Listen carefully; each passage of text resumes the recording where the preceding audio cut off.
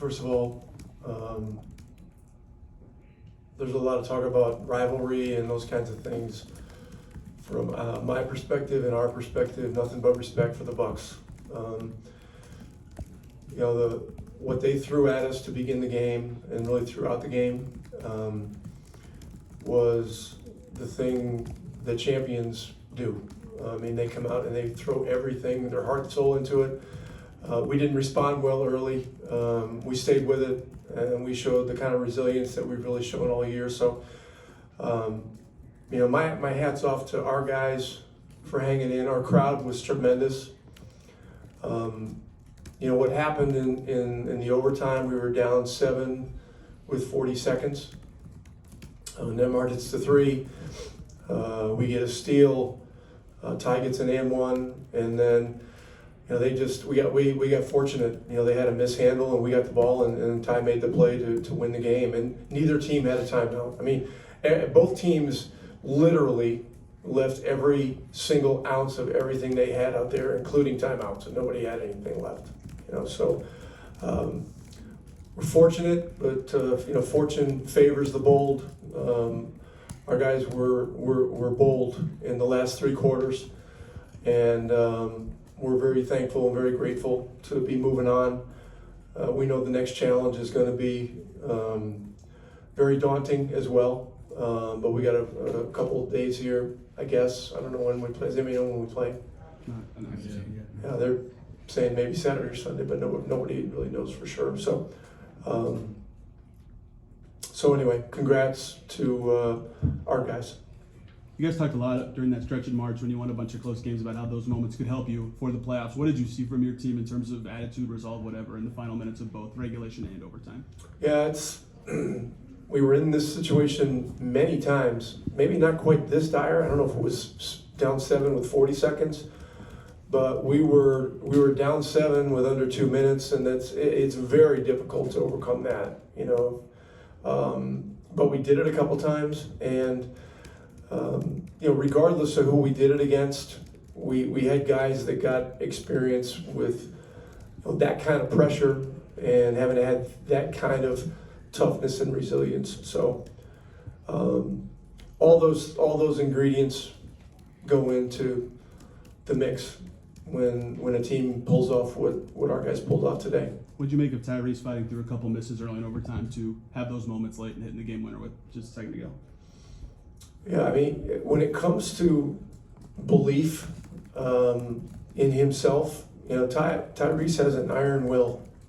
He works extremely hard on what he does. He works extremely hard on his craft, his skill. He's unafraid. He reminds me a lot of Reggie.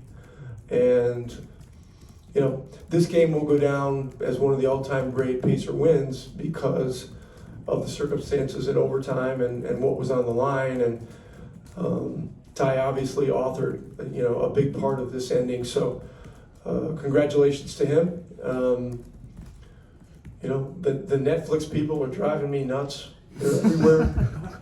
And it's a pain in the ass, but when a guy like that can rise to the moment with a microphone on and cameras following him all over the place, it's pretty amazing.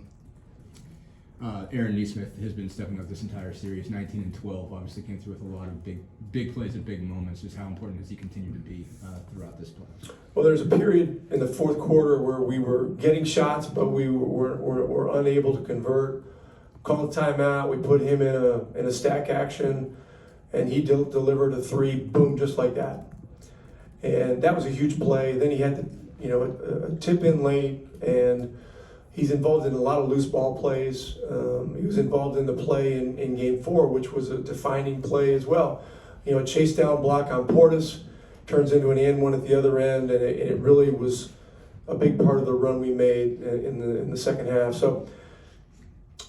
He's a warrior type player, and interestingly, the former Ron Artest was here tonight, so got to see him. Obviously, he got introduced during the game. He came in afterwards, said hi to the guys. I mean, Meta now, as he's known, was one of the toughest guys I ever saw in this league ever. And so Aaron displays a lot of those attributes as well. Had Miles Turner on the primary sign with Giannis a lot in this case. I guess some of the wall situations. What did you like about just the physicality he brought to that situation, and just what the kind of performance he's stacked over the last two? Yeah, as you go through a series, you have to keep adjusting to a guy like Giannis. I mean, he just 30 points. It felt like he had 57. He's just one of those kind of guys, and he also had 13 assists and 20 rebounds. I mean, the numbers are ungodly. And I mean, the way that guy goes is just insane. But we made the adjustment to get Miles on him in a few situations, and then when Pascal had the four fouls and then the fifth foul, it became a necessity. And it's just, you just gotta try to get positioned, hold your ground, for the best, And so, got fortunate a couple times. He made some incredible and ones, and I mean the game just kept going back and forth and back and forth, and the threes that Trent and Green were hitting, it was insanity. It really was, and so, it's just one of the really great games that I've ever been a part of.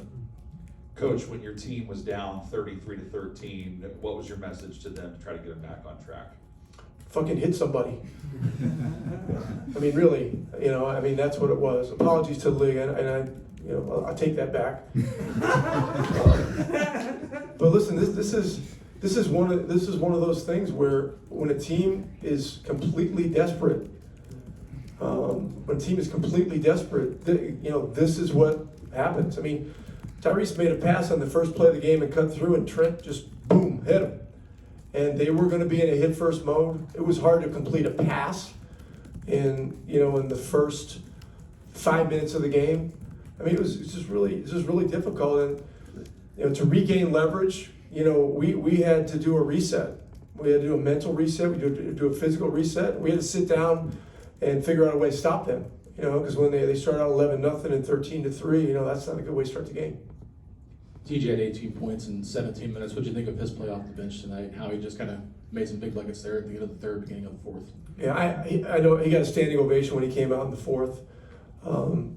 Very easily could have, perhaps should have stayed with him another minute, but we had a side out situation with low clock, so decided to go back basically with the starters at that point. But TJ did his job. He did his job tonight. He was everywhere. He was putting pressure on the rim. He was putting pressure on their team, and he was leading the way he leads. And so, our fans got a lot of love for him. I got tons of respect for him. And tonight was similar to last year's deciding game, Game 6. He had 21 or something like that in that game. And we needed a big lift off the bench, and he gave it to us. Rick, you mentioned that Tyrese reminds you of Reggie. In those clutch moments, what stands out? What similarities do you see between the two? Well, I mean, certainly the physical appearance is one thing, and that's no disrespect to either guy. I mean, Reggie was one of the toughest players that I ever saw in the NBA, particularly when you factor in his slight build. But he was wiry strong, and he had an iron will. And he was going to find a way to hit a shot or get to the free throw line or scramble around and get a stop when you absolutely needed one on a great player. And Ty has a lot of the similar attributes. He's stronger than you think he is, and he's very tough-minded mentally. And he similar to Reggie. I remember the old Market Square Arena. There was a picture of Reggie holding the ball, on the side of it.